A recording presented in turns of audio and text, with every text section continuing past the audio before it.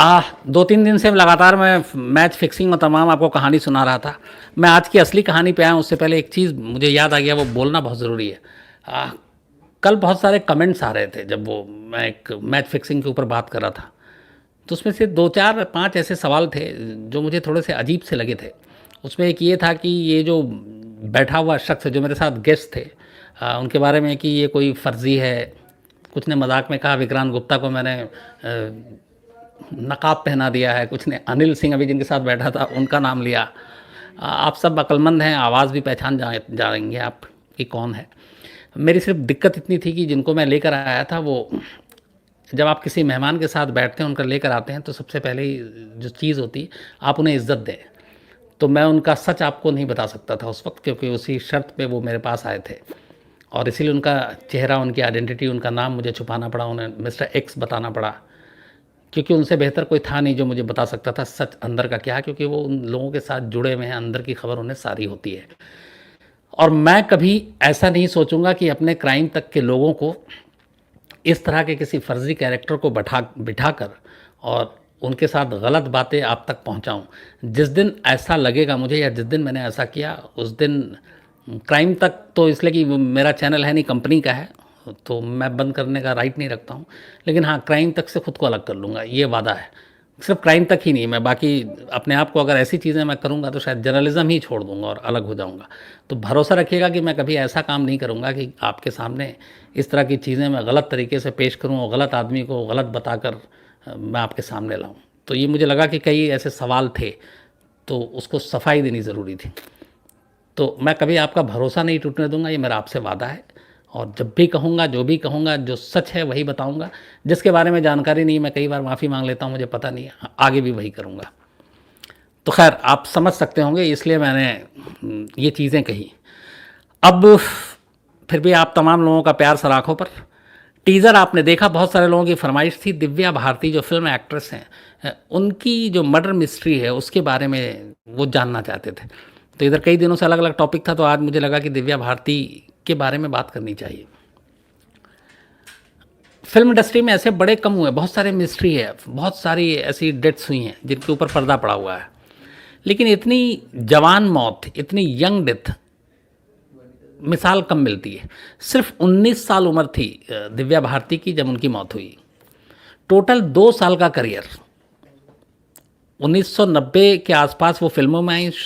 शुरुआत साउथ की फिल्मों से की, तेलुगु फिल्में की, तमिल फिल्में की, और उसके बाद फिर वो मुंबई आती हैं, और मुंबई में 1 साल में ही 10 फिल्में वो कर लेती हैं। और टोटल हिंदी जो फिल्में हैं वो 14 फिल्में थी उनकी, जिनमें से 3 फिल्में उनकी मौत के बाद रिलीज़ हुई, जिसमें वो 80% से ज़्यादा काम कर चुकी थी।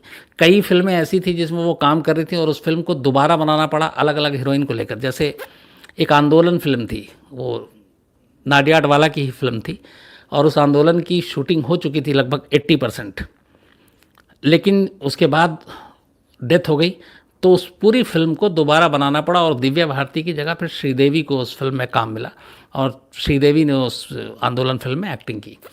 हालांकि ये भी एक इत्तेफाक देखिए कि दिव्या भारती जब हिंदी फिल्म में आई थी, तो इस वजह से आई थी कि लोग उन्हें श्रीदेवी की कॉपी कहती थी। श्रीदेवी से बहुत शक्ल मिलती है, और श्रीदेवी तब एकदम उरूज पर थी, स्टारडम उनका एकदम चारों तरफ था।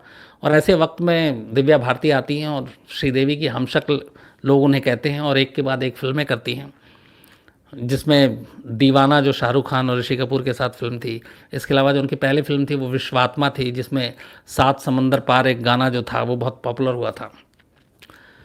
तो 2 साल में ही करीब 14 हिंदी फिल्में की, 6 उन्होंने साउथ इंडियन फिल्में की, तो कुल 20 फिल्मों का सफ़र, 3 साल का करियर। और इसी दौरान एक फिल्म थी शोला और शबनम, बहुत हिट फिल्म थी, गोविंदा की, मैंने कई बार देखी, कॉमेडी फिल्म थी। उसके प्रोड्यूसर थे साजिद नाडियाडवाला। तो उस फिल्म की शूटिंग चल रही थी, जब प्रोड्यूसर थे वो, तो सेट पर आए थे गोविंदा से मिलने। गोविंदा ने उनको इंट्रोड्यूस कराया पहली बार दिव्या भारती से। दिव्या भारती से इंट्रोड्यूस कराया, उसके बाद कहते हैं कि साजिद नाडियाडवाला और दिव्या भारती में प्यार हो गया, और थोड़ी दिन के बाद फिर दिव्या भारती ने कहा कि हम शादी करेंगे, जबकि साजिद नाडियाडवाला की ऑलरेडी शादी एक हो चुकी थी। फिर भी साजिद नाडियाडवाला ने 92 के आखिर में, 1992 के आखिरी के या तो अक्टूबर नवंबर दिसंबर के महीने में दिव्या भारती से शादी की, इस्लामिक तरीके से की, काजी ने निकाह पढ़ाया और दिव्या भारती का जो नाम हो गया वो फिर सना नाडियाडवाला। लेकिन इस शादी को शुरुआत में छुपा के इसलिए रखा गया था क्योंकि साजिद नाडियाडवाला का कहना था कि दिव्या भारती की फिल्मों पे असर पड़ेगा और इससे फिल्म इंडस्ट्री में होता है अक्सर ग्लैमर और इन सारे चक्करों में आप हीरोइन अपनी शादी या हीरो अपनी शादी को कई बार छुपा लेते हैं ताकि उनकी फिल्मों के बिजनेस पे असर ना पड़े। और दिव्या भारती एकदम नई थी, सिर्फ 19 साल उम्र थी, 2 साल फिल्मों का करियर था, 14 फिल्में उनके खाते में थी। तो और 16 शबनम की शूटिंग चल रही थी और वो नहीं चाहते थे कि इस फिल्म के रिलीज़ से पहले ये खुलासा हो। तो ये सारी चीज़ें हुई थी। फिर ये तय हुआ था कि शादी के बाद बता देंगे दुनिया को कि ये शादी हो चुकी है। तो 93 में जब ये शादी हुई तब एक फ्लैट लेकर साजिद नाडियाडवाला ने दिया था दिव्या भारती को, जो वर्सोवा इलाके में था और ये 5वीं मंजिल पे था। और वहाँ दिव्या भारती रहती थी। कभी उनके भाई एक कुणाल भारती हैं वो आया करते थे, इनके माँ बाप अलग रहते थे। और ये फ्लैट किसी और के नाम पे था, ये साजिद नाडियाडवाले के भी नाम पे नहीं था और दिव्या भारती के भी नाम पे नहीं था। तो वहाँ पे टेनेंट थी और वहीं रहती थी 5वीं फ्लोर पे। और वर्सोवा के जिस ये 5वीं मंजिल पे रहती थी वो तुलसी अपार्टमेंट था उस बिल्डिंग का नाम। तो तुलसी अपार्टमेंट की 5वीं मंजिल पे दिव्या भारती एक 3 बेडरूम के फ्लैट में रहती थी। 5 अप्रैल 1993 की सुबह हैदराबाद में उनकी कुछ फिल्मों की, चूँकि एक साथ हिंदी और साउथ इंडियन दोनों फिल्में करती थी, तो हैदराबाद में उनकी फ़िल्म की शूटिंग चल रही थी। तो 5 अप्रैल की सुबह वो शूटिंग करके वापस दिन में मुंबई पहुंचती हैं, दोपहर बाद, 5 अप्रैल 1993 को। उसके बाद वो अपने घर जाती हैं तुलसी अपार्टमेंट की 5वीं मंजिल पे। और उनके पैर में एक शूटिंग वूटिंग के दौरान चोट लग गई थी उनकी उंगलियों में, तो बैंडेज वैंडेज लगा हुआ था। इत्तेफाक से उसी दिन 5 अप्रैल 1993 को दिव्या भारती चूँकि अब तक करीब 14 फिल्में कर चुकी थीं और काफ़ी पॉपुलर हो गई थी, फिल्मों लगातार उन्हें फिल्में मिल रही थी, तो पैसे भी काफ़ी आ गए थे। तो उन्होंने 4 बेडरूम का एक घर मुंबई में ही, एक फ्लैट उसी दिन डील किया और वो बहुत खुश थी। ये सारी, जब उनकी मौत की इन्वेस्टिगेशन हुई उसमें ये सारी चीज़ें बाहर आई। तो वो रह रही थी जिस फ्लैट में किराए पे, उस जगह को छोड़ के एक 4 बेडरूम फ्लैट उन्होंने बाकायदा परचेज़ किया, ख़रीदा और वहाँ पे वो उनको शिफ्ट होना था। और उसी दिन ये डील हुई। तो इनके भाई जो कुणाल थे वो उसको घर पे बुलाया, कुणाल को बधाई दी और दिव्या भारती बेहद खुश, बेइंतहा खुश कि ये एक अपना घर होगा मुंबई जैसे शहर में, कभी सोचा नहीं था और वहाँ हम अब रहेंगे। माँ बाप भी उनके खुश, सबको इन्फॉर्म किया। तो 5 अप्रैल की ये बात है। अब अगले दिन 6 अप्रैल को उन्हें शूट के सिलसिले में फिर मुंबई से बाहर जाना था, लेकिन एक तो पैर में थोड़ी सी चोट लगी हुई थी, दूसरा ये फ्लैट की खुशी ख़रीदने की। तो दिव्या भारती चाहती थी कि उसको एक दिन पोस्टपोन कर दें। तो उन्होंने उस फिल्म के प्रोड्यूसर से ये कहा भी कि एक दिन आगे अगर टाल दें आप, 6 अप्रैल की जगह 7 अप्रैल। तो प्रोड्यूसर भी शायद इस बात को मान गया था। अब दिव्या भारती 5 अप्रैल को मुंबई के अपने घर में रहती हैं। तभी उनकी एक दोस्त हैं फैशन डिज़ाइनर नीता लुल्ला। दिव्या भारती की सारी फिल्मों में ज़्यादातर जो उनके कॉस्ट्यूम हैं वही डिज़ाइन करती थी वही। तो इनके साथ ये प्रोफेशनल रिश्ते के साथ साथ उनकी दोस्ती भी गहरी हो गई। तो नीता लुल्ला का फ़ोन आता है। वो जो फिल्म थी एक दो आगे जो साइन किया हुआ था उसके लिए उनका जो कैरेक्टर था उस हिसाब से कुछ ड्रेस के बारे में बात करनी थी और साथ में दोस्ती भी गहरी थी। और नीता लुल्ला के जो है हस्बैंड हैं वो डॉक्टर हैं, डॉक्टर श्याम लुल्ला। तो वो लोग बैठ के बात करना चाहते थे। तो दिव्या भारती ने कहा आप घर आ जाइए। तो ये लोग शाम को करीब 9 बजे रात को नीता लुल्ला और डॉक्टर श्याम लुल्ला उनके हस्बैंड ये दिव्या भारती के घर तुलसी अपार्टमेंट के उस 5वीं मंजिल पे पहुंचते हैं। ये दोनों ड्राइंग रूम में बैठे होते हैं, साथ में दिव्या भारती भी बैठी होती हैं। उसके बाद इनके घर में एक मेड थी दिव्या भारती की शुरू से ही, तो वो वहाँ पे थी। तो अब घर में टोटल 4 लोग थे। और इसके बाद जो कहानी अब शुरू होती है वो है कि वो अपना बिजनेस की सारी बातें हो रही थी और साथ में ड्रिंक चल रहा था। एक ब्लैक लेवल की बोतल थी और एक वोदका था,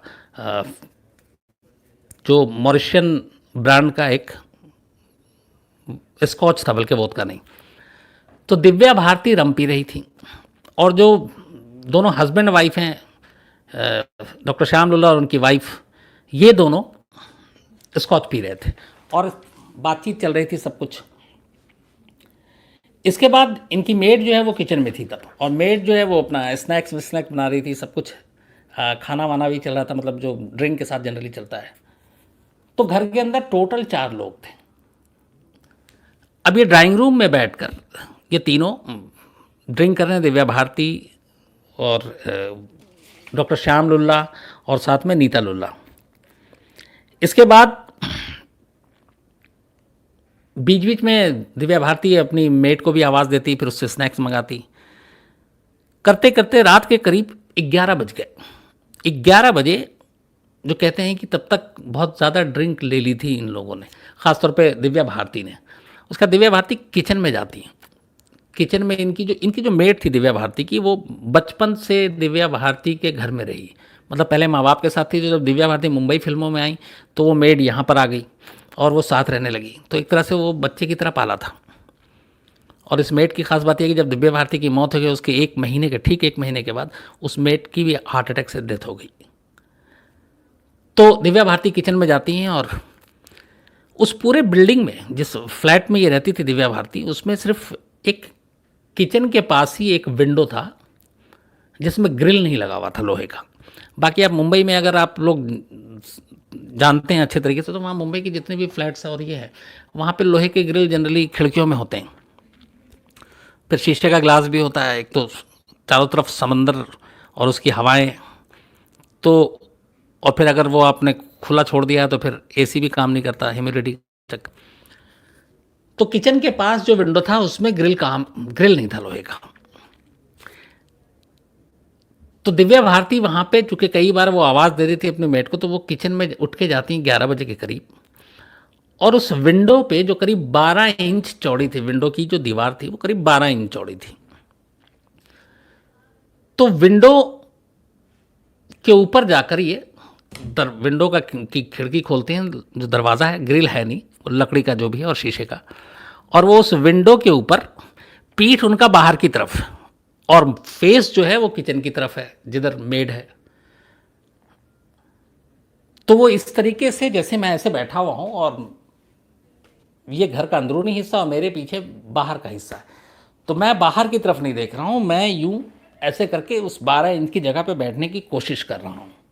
ये बयान है अभी तक उस घर के।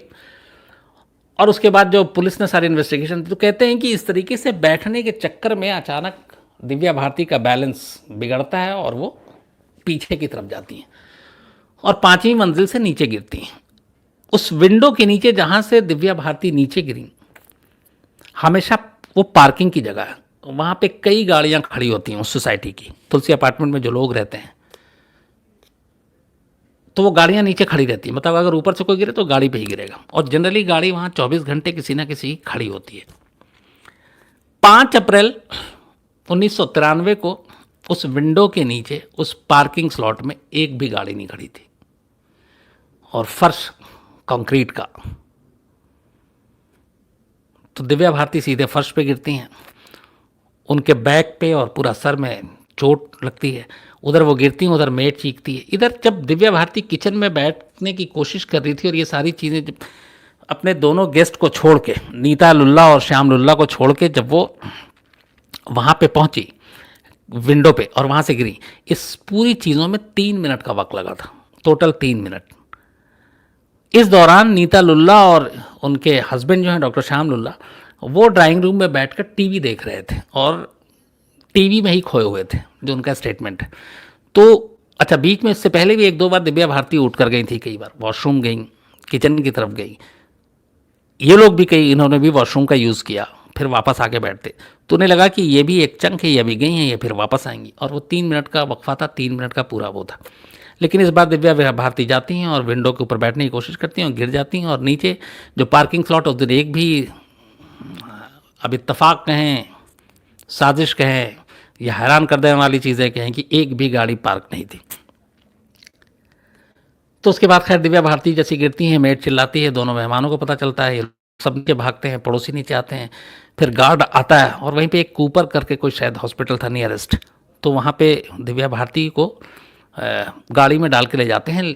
तब तक दिव्या भारती की सांसें चल रही थी और वो जिंदा थी, लेकिन बुरी तरह लहूलुहान, खून बह रहा था सर से बहुत तेज़ी से, बट सांसें चल रही थी। लेकिन जैसे ही हॉस्पिटल ले जाया जाता, हॉस्पिटल में डॉक्टर चेक करते हैं तो पता चलता है कि उनकी मौत हो चुकी है। मतलब गिरने के बाद वो जिंदा थी, हॉस्पिटल जाने के बाद उनकी डेथ हो चुकी थी। तो इस पूरे मामले की इसके बाद जब होती है तो जाहिर सी बात है दिव्या भारती जैसी एक्ट्रेस मौत की खबर आग की तरह फैलती है। अब इस पूरे मामले की जो जांच सौंपी जाती है, चूंकि ये वर्सोवा पुलिस स्टेशन के तहत ये जुरिस्डिक्शन था, जो तुलसी अपार्टमेंट जो घर था वो मामला वहाँ का था, तो वर्सोवा पुलिस स्टेशन इसकी जांच करती है। इंस्पेक्टर जाधव थे, जे जी जाधव, जिसके आईओ थे, उन्होंने इन्वेस्टिगेशन किया। अब उसमें यह था कि घर के अंदर सिर्फ 4 लोग थे, दिव्या भारती, उनकी मेड नीता लुल्ला और उनके हस्बैंड श्याम लुल्ला। दिव्या भारती गिर के उनकी मौत हो चुकी है, अब बचते हैं 3। तो इन्वेस्टिगेशन यहीं से शुरू होती है, इन लोगों से बातचीत की जाती है, तो वो यही कहानी दोनों बयान देते हैं, हस्बैंड वाइफ भी और मेड भी, जो मैंने आपको बताया कि किस तरीके से वो आते हैं, ड्रिंक करते हैं, वो किचन में आती है, फिर विंडो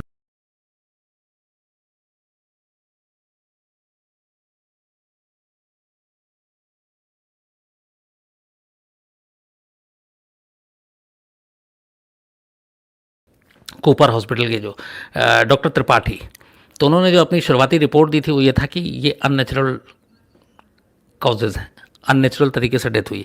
तो अब अननेचुरल अगर मेडिकल टर्म में आप जाएंगे तो उसमें यह कि आप नेचुरल तरीके से मतलब आदमी यूं ही मर गया, सोए सोए मर गया, कोई बीमारी है, सारी चीज़ें, लेकिन यहाँ पे चूँकि गिरने से हुई तो इतना कह कर उन्होंने छोड़ दिया। तो हालांकि उस वक्त इसको लेकर बड़ा वो हुआ था कि अननेचुरल के बहुत सारे मायने लोगों ने अलग अलग निकाले, लेकिन ये चूँकि एक एक्सीडेंट के तहत हुआ था, अब गिरने से हुआ क्या था ये किसी को पता नहीं।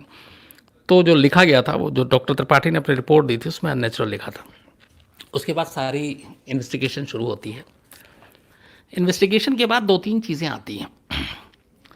अब पहली चीज़ ये थी, जो पूरी सीन जिस तरीके का बयान था, चाहे वो मेड का हो या फिर गेस्ट का हो, कि दिव्या भारती विंडो पे बैठने की कोशिश कर रही थी, उन्होंने ड्रिंक ज़्यादा कर रखी थी, नशे की वजह से वो बैलेंस नहीं बना रखी हैं, और वो 12 इंच की जो मोटी दीवार थी विंडो की, वो उसके ऊपर ठीक से बैठ नहीं पाई और बैलेंस बिगड़ गया और वो पीछे की तरफ गिर गई, क्योंकि उनका मुंह आगे की तरफ था और वो बिना देखे हुए पीछे की तरफ बैठने की कोशिश कर रही थी विंडो पे।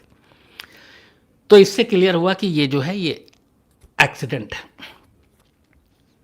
लेकिन अब जांच होती है तो फिर कई चीज़ें एक साथ आती है। एक ये होता है, ये सुसाइड भी हो सकता है, और ये उनके घर वालों ने मतलब अलग अलग जब थ्योरी चीज़ें आई तब पुलिस ने सुसाइड के एंगल से जांच किया। तो सुसाइड क्यों, कोई वजह तो हो, थोड़े दिन पहले शादी की है, फिल्मी करियर अच्छा चल रहा है, उसी दिन दिव्या भारती ने एक 4 बेडरूम का मुंबई में फ्लैट खरीदा है, इसका मतलब है वो खुश है।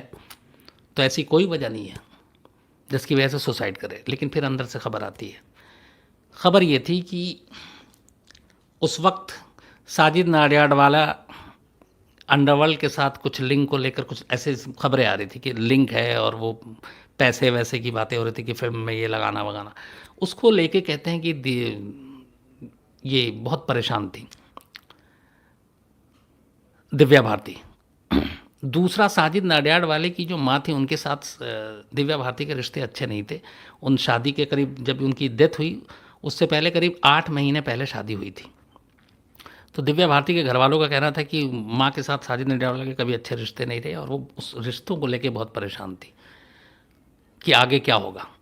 तो 2 चीज़ें, एक अंडरवर्ल्ड के साथ रिलेशन को लेकर एक डाउट और वो परेशानी, और दूसरा माँ के साथ रिश्ते, और तीसरी इन्हीं से जोड़ के कि इसकी वजह से उनके अपने घरेलू जो रिश्ते थे, एक साजिद नाडियाडवाला और दिव्या भारती के बीच, हस्बैंड वाइफ के, वो बहुत ज़्यादा ख़राब हो गए थे, और सिर्फ 19 साल की उम्र। तो ये सारी चीज़ें शायद दिव्या भारती ने से बर्दाश्त नहीं हुआ, तो दूसरी थ्योरी आई कि ये इसलिए सुसाइड भी कर सकती है। लेकिन ये कहानियाँ इसमें सारी थी, इस्टेब्लिश कभी नहीं हुआ। जैसे एक्सीडेंट की सारी कहानियाँ थी, पुख्ता सबूत इस्टेब्लिश कभी नहीं हुआ। अब एक तीसरी थ्योरी आई कि ना ये सुसाइड है ना ये एक्सीडेंट है, ये मर्डर है। अब मर्डर क्यों है? तो 2-3 चीज़ें उसमें। पहले जो मैंने अभी आपको कहा कि जिस दिन मौत हुई उसी दिन 4 बेडरूम का फ्लैट खरीदा है, तो इसका मतलब है दिव्या भारती खुश थी, और अगर सुसाइड करना होता तो वो उस दिन वो डील ना करती, क्योंकि जिसे ये पता है कि मुझे मरना है, इतनी देर के बाद मरना है, फिर वो दुनियावी ये सारी चीज़ों में नहीं पड़ेंगे।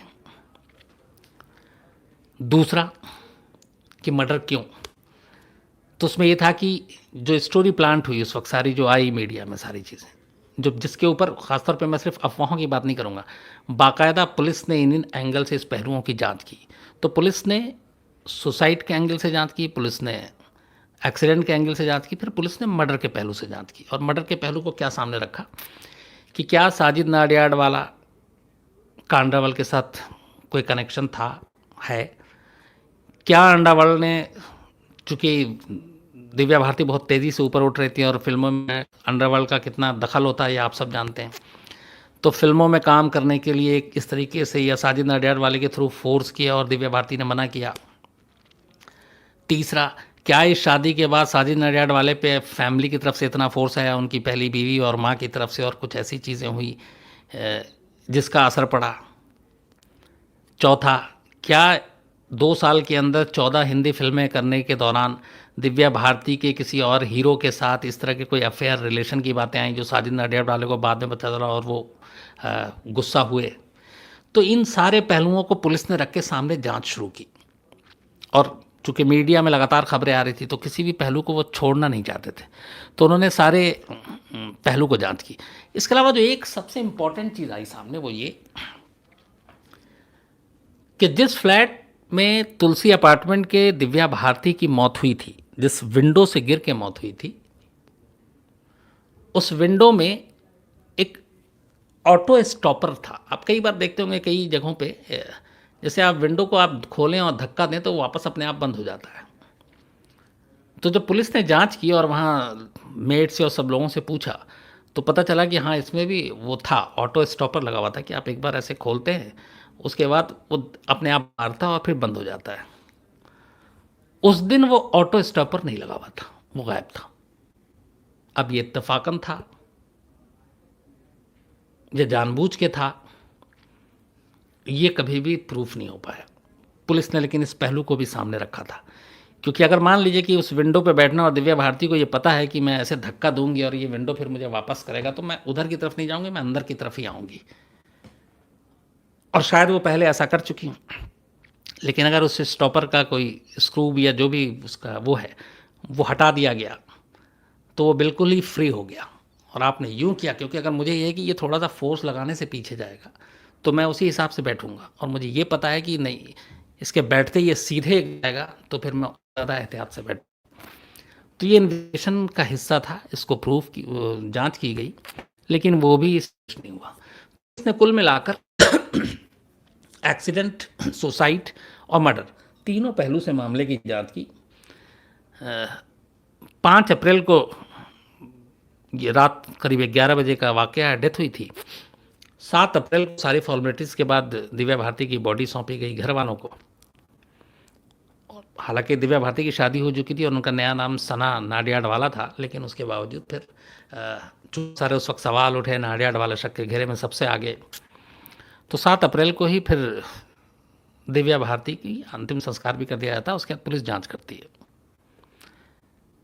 93 से लेकर 98 तक 5 साल तक पुलिस इन्वेस्टिगेशन करती है पूरे मामले की, हर पहलू से। सैकड़ों लोगों को खंगाला जाता है, दिव्या भारती के जितने को स्टार थे उन सब से पूछताछ की जाती है, हर एक से बात होती है। जो डॉक्टर ने पोस्टमार्टम किया उससे बात होती है। पोस्टमार्टम में ये निकला था कि बहुत ज़्यादा अल्कोहल पाया गया था दिव्या भारती के विसरा से, जो रिपोर्ट आई थी कि बहुत ज़्यादा अल्कोहल की मात्रा थी। डॉक्टर की रिपोर्ट और ये सारी चीज़ें देखी जाती है। तो 1998 तक पुलिस इस मामले की जांच करती है।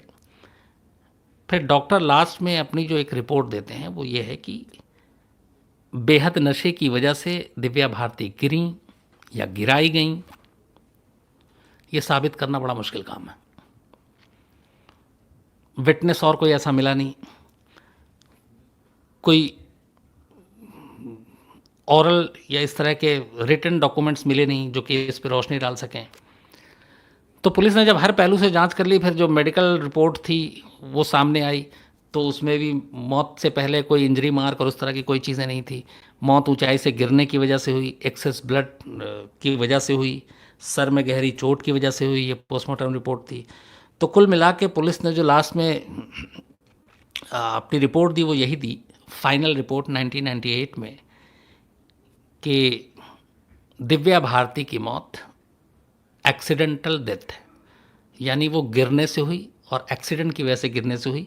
मानी मतलब ये कि वो अपने आप को बैलेंस नहीं बना सकी उस विंडो पे, और एक तो शराब पी हुई थी, तो नशे में थी, और इस वजह से वो होश खो बैठी और बैलेंस नहीं होने की वजह से वो नीचे गिरी और उनकी डेथ हो गई। ये आखिरी में करके कि दिव्या भारती की मौत न सुसाइड है, न मर्डर है, न किसी साजिश का नतीजा है, बल्कि एक एक्सीडेंट डेथ है कहकर पुलिस ने 1998 दिव्या भारती की मौत के ठीक 5 साल के बाद इसकी क्लोज कर। आज भी इसका स्टेटस ये कि ये क्लोज है, ये अपने किसी अंजाम नहीं पहुंचा है। हालांकि पुलिस की ये है कि एक्सीडेंटल डेथ है, लेकिन पुलिस ने ये कहा कि अगर कभी भी हमें कोई नया सुराग मिलता है तो हम ज़रूर इसको करेंगे। लेकिन वो दिन आज 25 साल हो गए। 93 में मौत हुई थी, 25 साल मौत को हो गए, और 98 में केस क्लोज़ किया गया, मतलब 20 साल केस क्लोज़ किए हुए हो गए। आज तक ये केस का स्टेटस वही है, और जो सवाल है वो भी यही है कि क्या दिव्या भारती की मौत एक हादसा, खुदकुशी या कत्ल? इसका जवाब किसी के पास नहीं। और उस घर में जो 3 लोग थे विटनेस, जो मेड थी, दिव्या भारती की मौत के ठीक 1 महीने के बाद उनकी भी हार्ट अटैक से डेथ हो गई। और जो डिज़ाइनर नीता लुल्ला और उनके हस्बैंड डॉक्टर संजय लुल्ला, उनका ये कहना था कि चूँकि वो बेडरूम में, वो ड्राइंग रूम में बैठ कर टीवी देख रहे थे, उस वक्त वो ड्रिंक कर रहे थे और वो किचन में थी, तो इसलिए आखिरी के 3 मिनट में क्या हुआ वो उन्होंने नहीं देखा। लेकिन उनके हिसाब से जब वो बातचीत कर रहे थे तो दिव्या भारती कहीं से भी ऐसी नहीं लगी थी कि वो डिप्रेशन में है या कुछ और है। तो सारे बयान दर्ज हुए थे, इवन साजिद नडियाडवाला के बयान दर्ज हुए, बहुत दिन तक वो रडार पे रहे, लेकिन आखिरी में पुलिस ने केस क्लोज करके हर एक को इसमें क्लीन चिट दे दी और यही माना कि यह मौत एक एक्सीडेंटल डेथ है। तो आप में से बहुत सारे लोगों की ये फरमाइश थी दिव्या भारती की कहानी। तो ये थी पूरी कहानी कि एक घर के अंदर, इसमें कई चीज़ें मिलती, जैसे आरुषि में भी एक घर के अंदर 4 लोग थे, हालांकि उसमें 2 मौत हो गई, 2 जिंदा बचे थे। इस घर में भी 4 लोग थे, लेकिन इसमें से एक दिव्या भारती की मौत हुई, 3 वहाँ थे, एक मेड तो बिल्कुल वहीं पर थी। लेकिन उसके बावजूद अगर ये सारी सच्चाई है तो क्यों नहीं लोग यकीन करते हैं, ये अभी तक एक रहस्य बना हुआ है कि हाँ वाकई दिव्या भारती इस तरीके से इनकी मौत हो सकती है। लेकिन ये सवाल आज भी है। और दिव्या भारती ने उसके बाद कुछ जो फिल्में अधूरी रह गई थी बाद में अलग अलग हीरोइनों ने की, जैसे मैंने आपको बताया आंदोलन श्रीदेवी ने उनकी फिल्म पूरी की थी। तो 1991 से 93 के बीच में कुल जो है 14 हिंदी फिल्में उन्होंने की, जिसमें से 1992 में अकेले 10 फिल्में रिलीज़ हो गई थी हिंदी, ये भी अपने आप में कमाल है। और बाकी के 6 साउथ इंडियन फिल्में थी। एक उभरती हुई बहुत, और 16 साल की उम्र में उन्होंने साउथ इंडियन फिल्मों में काम किया, 17 साल की उम्र में हिंदी फिल्म इंडस्ट्री में आई, 18 साल की उम्र में उन्होंने साजिद नाडियाडवाले से शादी की और 19वें साल में उनकी मौत हो गई। मतलब अजीब, अफसोसनाक, एक उभरती हुई बहुत अदाकारा, ऐसी एक्ट्रेस जिसको लोग बहुत पसंद करते थे, उसका एक अफसोसनाक अंत हुआ था। तो अब आपको लगता है अगर इसमें कुछ सवाल है तो आप ज़रूर पूछ लीजिए, मैं जितनी जानकारी आपको जवाब दूंगा। और पर ये जितनी चीज़ें थी ये केस फाइल से और पुलिस के रिकॉर्ड से, जो मुझे लगा कि जितना मैं सच, क्योंकि इसमें गॉसिप और भी बहुत सारी है, बट जिसका सिर पैर नहीं है, जिसके तथ्य मेरे पास नहीं है, वो शेयर करना बेकार की बात है। जी सर, एक दर्शन शिवाले हैं, हाँ, वो बोलते हैं कि सर क्या हमारी जांच प्रक्रिया इतनी सक्षम नहीं है कि इतना टाइम होने के बाद भी हम कोई ठोस निर्णय ना दे सकें? नहीं, जांच प्रक्रिया की बात नहीं करेंगे कि हम इतनी सक्षम नहीं है। कई बार ऐसे सर्कमस्टांसेस होते हैं, कई ऐसे केसेस होते हैं जिसमें कोई क्लू या कुछ नहीं मिलता। या फिर यहाँ पे मैं एक इसको पलट के, किन्होंने सवाल किया था? सर ये दीपेंद्र जी। yes, sir. तो कई बार ऐसा भी होता है कि चलिए मैं 1% को आपको मान लीजिए सर कि ये पुलिस ने जो लास्ट में कहा एक्सीडेंटल डेथ है, हकीकत यही हो। तो कई बार क्या होता है कि कुछ सच्चाई को हम लोग एक्सेप्ट नहीं करते हैं और हमें लगता है कि नहीं ऐसा हो ही नहीं सकता। जैसे आरुषि का केस ले लीजिए, उसमें बहुत सारे ऐसे होते हैं कि हमेशा कहते हैं नहीं ये गलत है, ये नहीं है। तो यहाँ पे अगर आप एक मिनट के लिए, आप थोड़ी देर के लिए मान के चलिए कि चलिए दिव्या भारती खिड़की पे बैठ रही थी, नशे में थी, लड़खड़ा गई, गिर गई, डेथ हो गई। बट इस सच को हम में से बहुत लोग नहीं मानना चाहता है, मानता भी नहीं है। तो यहाँ पे फिर हम इन्वेस्टिगेशन का क्या करें? सर डॉक्टर ईशान भारद्वाज वो बोल रहे हैं कि सर गुड इवनिंग सर, और please do tell that can it possible that within the money power the investigation everything related to the case, मतलब मैनिपुलेटेड पैसों की वजह से क्या इस केस में कुछ मैनिपुलेशन करी गई है? डॉक्टर ईशान भारद्वाज साहब नमस्कार, कैसे हैं आप? उम्मीद अच्छे होंगे। आपकी पूरी टीम को मेरा नमस्कार। अच्छा लगा आपका सवाल सुनकर। देखिए, फिर मैंने वही कहा कि जब केस क्लोज है, मोटिव पता नहीं चल रहा है, तो अब ये सारी हम धारणाएं और तमाम चीज़ें बोल सकते हैं। इसमें पैसा भी हो सकता है, इसमें अंडरवर्ल्ड भी हो सकता है, इसमें पर्सनल रिश्ते भी हो सकते हैं।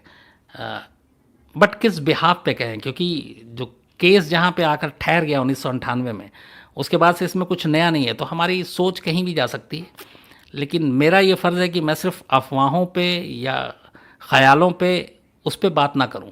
फैक्ट्स हों तो मैं ज़रूर बताऊं कि हाँ ये हो सकता है।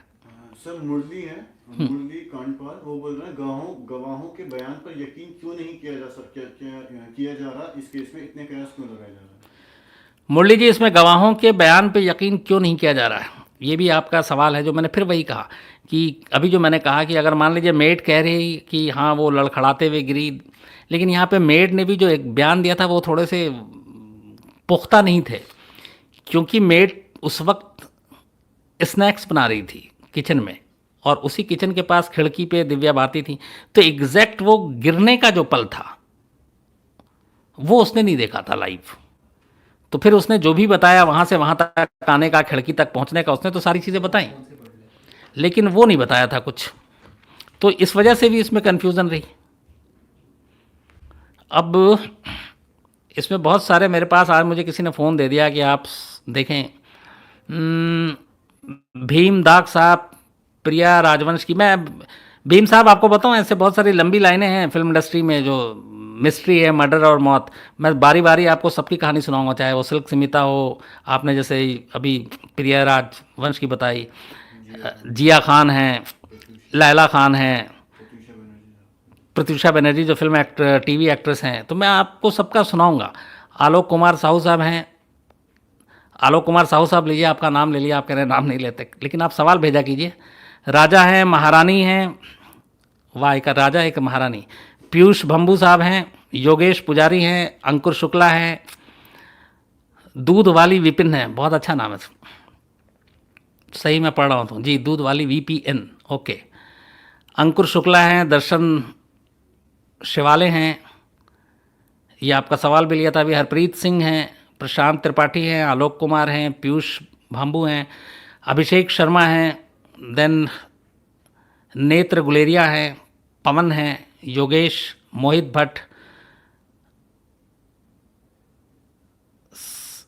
इसके अलावा सांख्या मेंतल, देन विपिन लखेड़ा, पूजा अग्रवाल, कल्पना बहल, अमित कुमार, बातिश विश्वास, व्हाट्सएप चैट भी एक नाम से है कुछ, समीर पांडा, संदीप कुमार, योगेश पुजारी, ललित कुमार, अभिषेक शर्मा, रमेश कुमार, सलमान दलवी, रॉक स्टार, प्रवीण राज, हिमांशु जोशी, नवीन बलोदा, शिवांगी श्रीवास्तव, डॉक्टर ईशान भारद्वाज, अभी बात हुई आपसे, अंकुर हैं, आलोक यादव हैं, बहुत सारे आप लोग हैं। और जाहिर सी बात है, मैं सबका जब जब मौका मिलेगा नाम लूँगा। मैं कुछ सवाल भी देख लेता हूँ।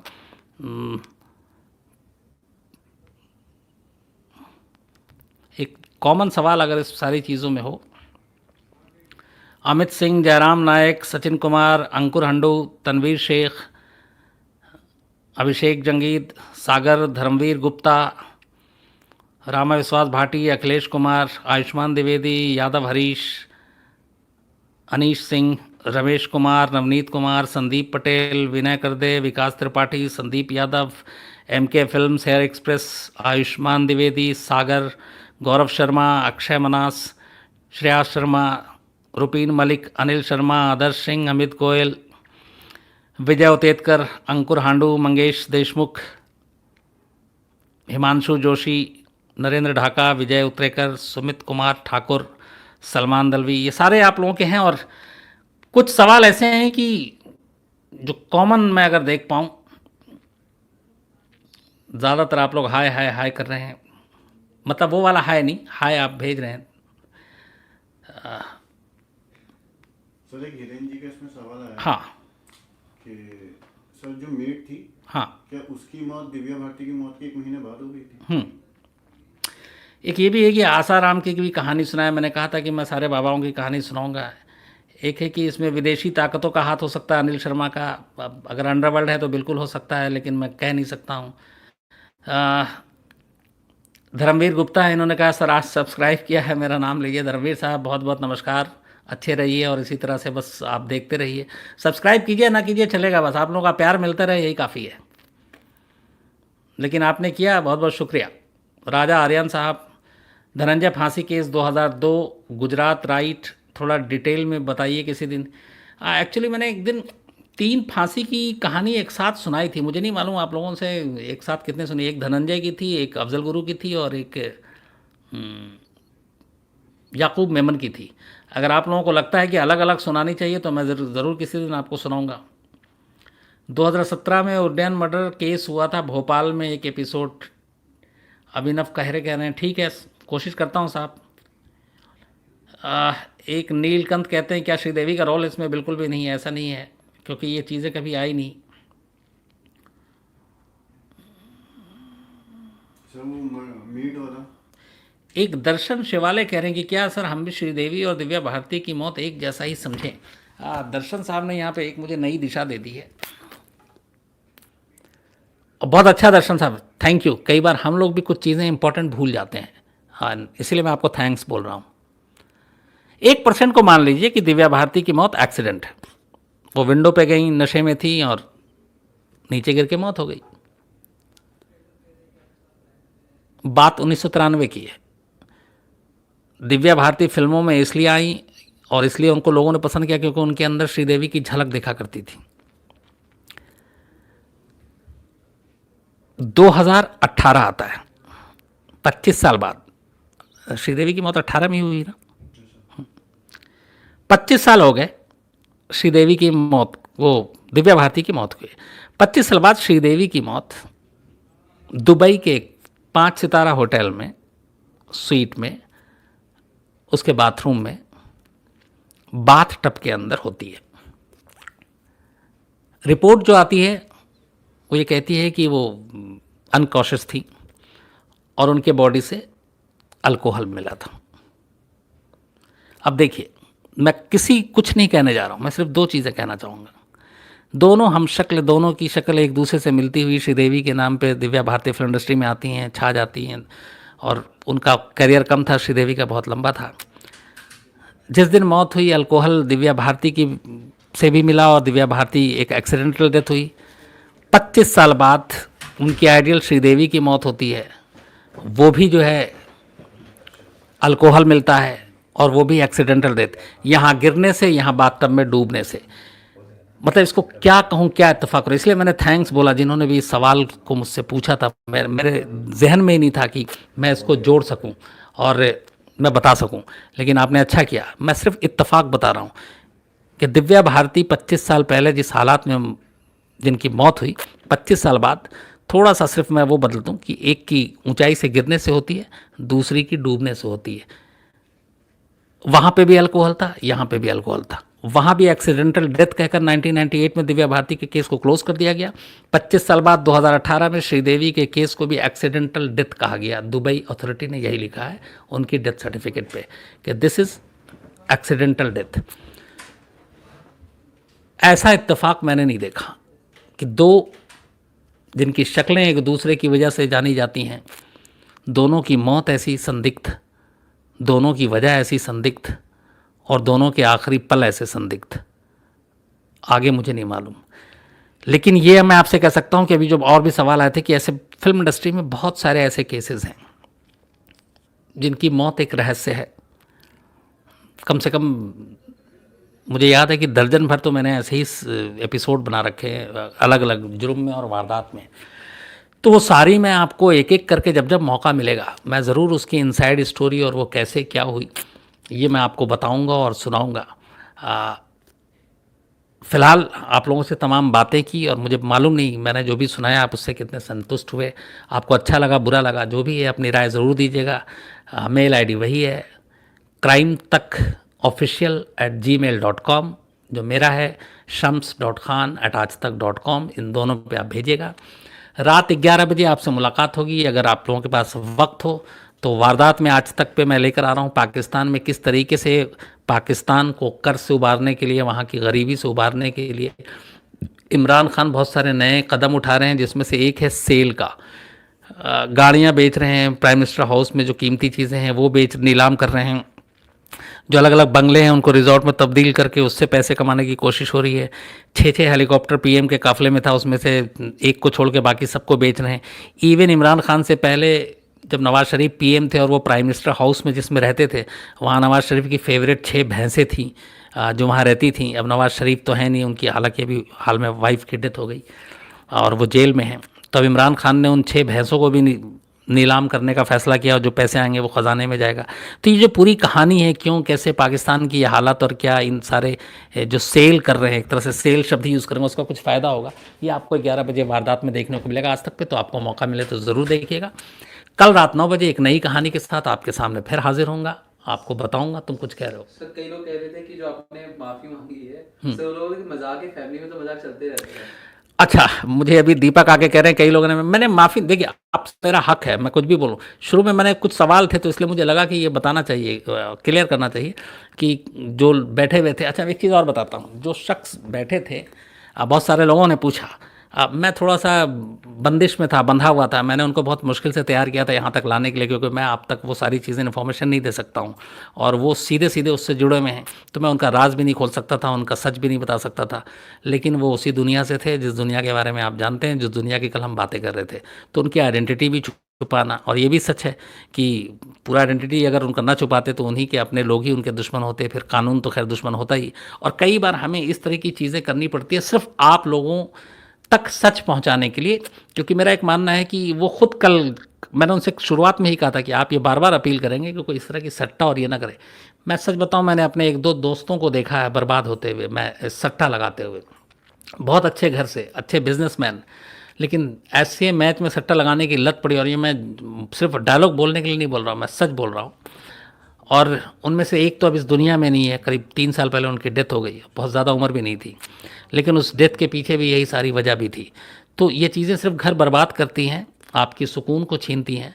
और पैसा सब कुछ, मैं ये नहीं कहता हूँ पैसा कुछ नहीं है, पैसा है, बट इस तरीके से कमाए हुए पैसे का कोई मतलब नहीं होता। और मेरा अपना मानना है पर्सनली कि जो गलत तरीके से पैसे कमाते हैं वो इसी दुनिया में खर्च होता है, और वो भी आपके बहुत बुरे बुरे तरीके से खर्च होता है।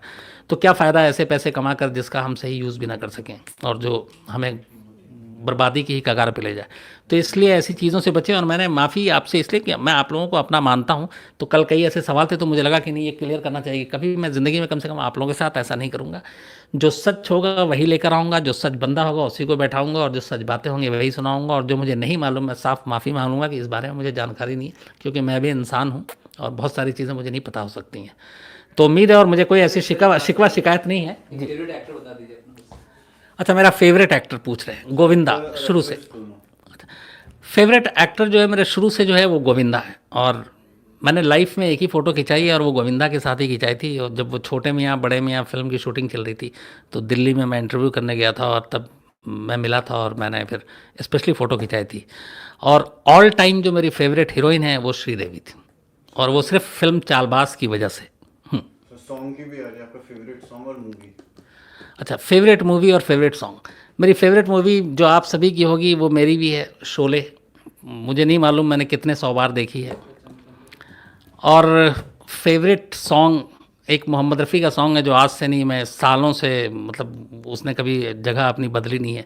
वो एक गाना है कि जब भी ये दिल उदास होता है जाने कौन आस पास होता है। तो ये मेरा ऑल टाइम फेवरेट सॉन्ग है। इसमें बड़े अच्छी अच्छी लाइनें हैं तो मुझे अच्छी लगती है। सर एक सवाल है। सर ये हाँ। बहुत इंडियन क्राइम तक एक सवाल आ रहा है। हाँ। Reason of Divya Bharti death is to prevent the disclosure of the relation between Sajid Daniyawala and Dawood Ibrahim, Bombay bomb blast. Indian police crime तक, नमस्कार आपको। उनका सवाल है, आखिरी सवाल है, इसके बाद चूँकि वक्त भी हो गया। इनका ये कहना है कि ये शायद जो रिलेशनशिप है साजिद अडियाडवाले और नरवल की, उसको सामने ना आए, फास्ट ना हो, उसकी वजह से ये कत्ल हुआ। ये सारी पहलुओं पे मामले की जांच हुई थी। मैंने आपको जैसे कि शुरू में बताया, इस्टेब्लिश कुछ नहीं हुआ। क्यों नहीं हुआ ये मैं नहीं कह सकता, लेकिन ये सारे तथ्य सामने आए थे, सारे इन चीज़ों पे, पहलुओं पे जांच हुई थी। लेकिन ये कि साजिद नडियाडवाला दिव्या भारती से अपनी शादी छुपा रहे थे, ये फिर गलत हो गया, क्योंकि उनमें सर्किल में ही बहुत सारे लोगों को पता थी कि ये शादी हुई है, और उसमें कई लोग थे, जैसे गोविंदा भी उसमें शामिल थे, जिन्हें पता थी कि ये शादी हुई है। और शोला और शबनम फिल्म रिलीज़ होने के बाद ये इनको मतलब उसके बाद का कुछ वक्त था कि जब करेंगे, फिर कुछ और फिल्में आ गई, तो इस वजह से नहीं हुआ। लेकिन इसमें कई वही है कि सवाल बहुत सारे हैं और शक करते रहना चाहिए, लेकिन उन शक का कोई फ़ायदा नहीं जो जिसका हम कोई कंक्रीट हल ना बता सकें या हम उस नतीजे तक ना पहुंच सकें। हालांकि 1998 से केस क्लोज है, एक्सीडेंटल डेथ बताया गया है और आज तक तो कोई नया सुराग मिला नहीं, सबूत मिला नहीं। बट क्या पता अगर इसमें कुछ गलत है और कल को सामने आ जाए तो फिर नए सिरे से हो सकता है कि जांच हो। तो कल आपसे 9 बजे मुलाकात होगी एक नई कहानी के साथ। अपने राय, अपनी शिकायतें, अपने सुझाव ज़रूर दीजिएगा। और आप लोग, हाँ, एक बार फिर शुक्रिया, बहुत तेज़ी से क्राइम तक का परिवार आप लोग बढ़ा रहे हैं। बहुत सारे ने मुझे मेल किया था, मुझे देखते ही देखते ये पिछले 3-4 दिनों में ही करीब शायद 15,000 के करीब जो परिवार के नए सदस्य हैं वो जुड़ चुके हैं और 55,000 पार कर चुका है। तो मुझे लगता है कि बस ये स्पीड बनी रहे और इसी तरह परिवार फलता फूलता रहे। तो अच्छे रहिए, और कल इंडिया पाकिस्तान का मैच है वो भी एंजॉय कीजिए, और उस मैच के बीच में फिर 9 बजे आपसे मिलते हैं। तब तक के लिए ख्याल